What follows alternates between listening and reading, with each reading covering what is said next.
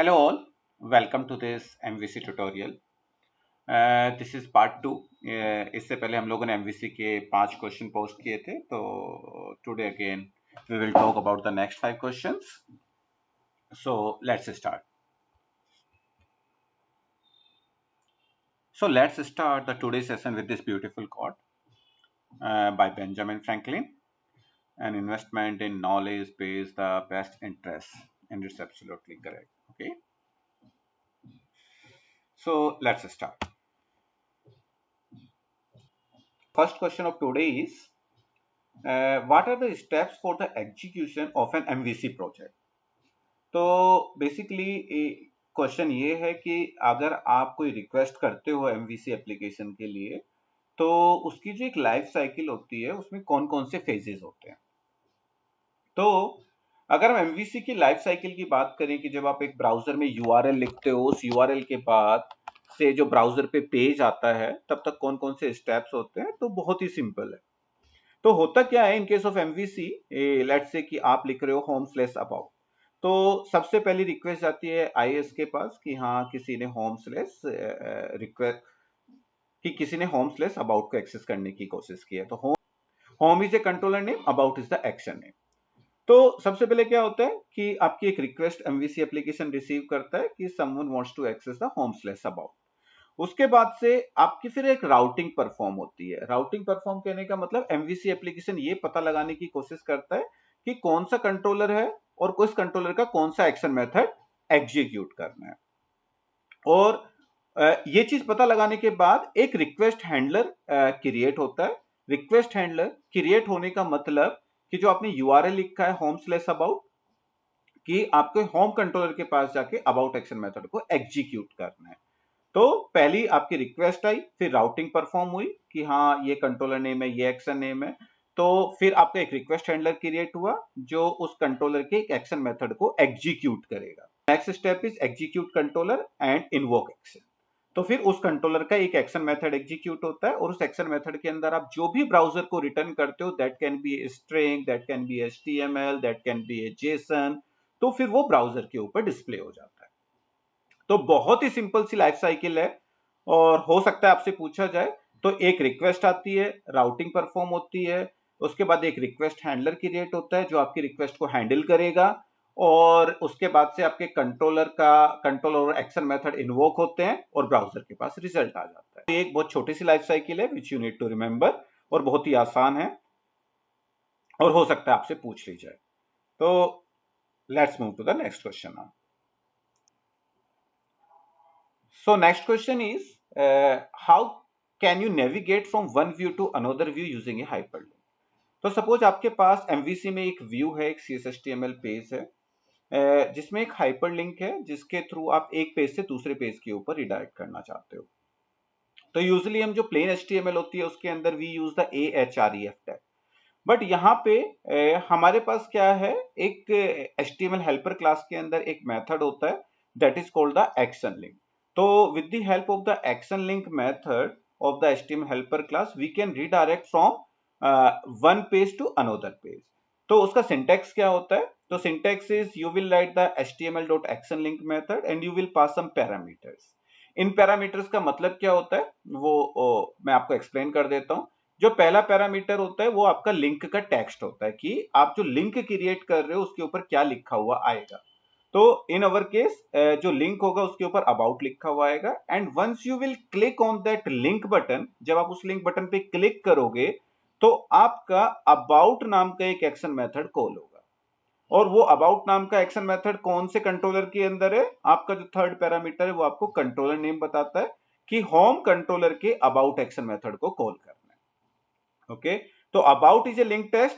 Second parameter which is again about is the action name, और किस controller का? Home controller का।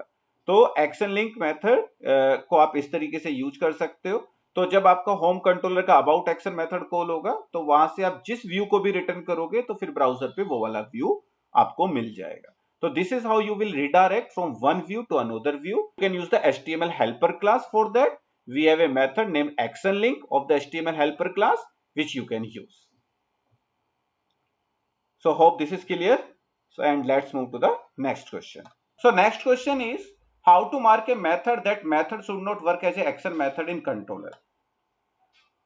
So basically question ये है कि आपके फॉर एग्जांपल कोड के अंदर कोई मेथड है, उस मेथड को आप ये चाहते हो कि वो ब्राउजर के थ्रू कॉल ना हो पाए या controller name slash action name करके कॉल ना हो पाए या वो मेथड एक्शन मेथड की तरह बिहेव ना करे, तो आप उस मेथड में ऐसा क्या लिखोगे कि वो नॉन एक्शन बन जाए. तो answer of this question is we can use the non action attribute which we can apply over that method, जिसको हम उस मेथड के ऊपर लगा देंगे तो वो मेथड आपका एक्शन मेथड की तरह बिहेव नहीं करेगा. Then and how you will write that? So here is an example. So let's say you have this method. अगर आप इसको नॉन एक्शन एट्रीब्यूट नहीं लगाओगे तो इस मेथड को आप ब्राउजर से कॉल कर सकते हो होम स्लैश डिस्प्ले करके, बट अगर आपने नॉन एक्शन एट्रीब्यूट लगा दिया तो आप इस पर्टिकुलर मेथड को ब्राउजर के थ्रू कॉल नहीं कर पाओगे, या कहीं भी html.action लिंक भी आप लिखोगे तो भी आप इसको कॉल नहीं कर पाओगे. तो this method will not behave like a action method if you will apply this non-action attribute on the method name. Okay, so hope this is clear. Let's move to the next question. Next question is very important, क्योंकि ऐसा शायद ही कोई MVC का आपका interview होगा जिसमें ये question ना पूछा जाए. तो बहुत बार आपको ये क्वेश्चन मिलेगा कि difference between temp data, view data and view back, कि इन तीनों में क्या डिफरेंस होता है. तो I will start with the view data first. View data और व्यू बैक दोनों का जो काम होता है वो आपके कंट्रोलर के एक सेक्शन मेथड से अगर आपको व्यू को कुछ डेटा रिटर्न करना है तो with the help of the view data and view back आप कर सकते हो. ओके, तो व्यू बैक और व्यू डेटा का काम क्या होता है, कंट्रोलर के एक एक्शन मेथड से व्यू को अगर आपको डेटा रिटर्न करना है तो आप कर सकते हो. और टेम्प डेटा का जो काम होता है, टेम्प डेटा एक रिक्वेस्ट से नेक्स्ट रिक्वेस्ट को अगर आपको कुछ डेटा पास करना है तो करंट रिक्वेस्ट से अगली रिक्वेस्ट के लिए, तो current request to next request if you want to pass some data so you can use the temp data. तो टेम्प डेटा के थ्रू एक रिक्वेस्ट से अगली रिक्वेस्ट में हम डेटा भेज सकते हैं, एंड व्यू डेटा और व्यू बैक के थ्रू हम एक एक्शन मेथड से व्यू को कुछ डेटा पास कर सकते हैं. तो कई बार आपको यह भी क्वेश्चन मिलेगा कि व्यू डेटा और व्यू बैक में क्या डिफरेंस होता है. तो व्यू डेटा और व्यू बैक में जो डिफरेंस होता है कि व्यू डेटा में अगर आप कोई वैल्यू रखते हो तो जब आप उसको रिट्रीव करते हो तो आपको टाइप कास्टिंग की जरूरत होती है, बट व्यू बैक के केस में आपको टाइप कास्टिंग की जरूरत नहीं होती क्योंकि view bag internally use the dynamic property. तो व्यू डेटा के through we can pass the data from controller to view, and view bag के थ्रू भी हम कर सकते हैं, व्यू बैक के थ्रू भी हम कर सकते हैं, and view bag use the dynamic property, आपको टाइप कास्टिंग की जरूरत नहीं होती. लेकिन व्यू डेटा के केस में you need to type cast. और टेम्प डेटा का काम एक रिक्वेस्ट से अगली रिक्वेस्ट में डेटा ट्रांसफर करने का होता है. So I have a class recording जिसका लिंक मैं डिस्क्रिप्शन सेक्शन में दे दूंगा. तो in case if you want to go through these topics in detail तो आप वहां से गो थ्रू कर सकते हो. So hope this is clear to you guys. Let's move to the next question. Next question is explain what is routing in MVC. तो basically आपसे पूछी जा रही है कि एमवीसी के अंदर राउटिंग किस तरीके से काम करती है. तो जब भी हम राउटिंग की बात करते हैं तो दो तरीके की राउटिंग होती है एमवीसी के अंदर. The first routing is the convention based routing, second one is the attribute based routing. तो सबसे पहले हम बात करते हैं कि राउटिंग होती क्या है.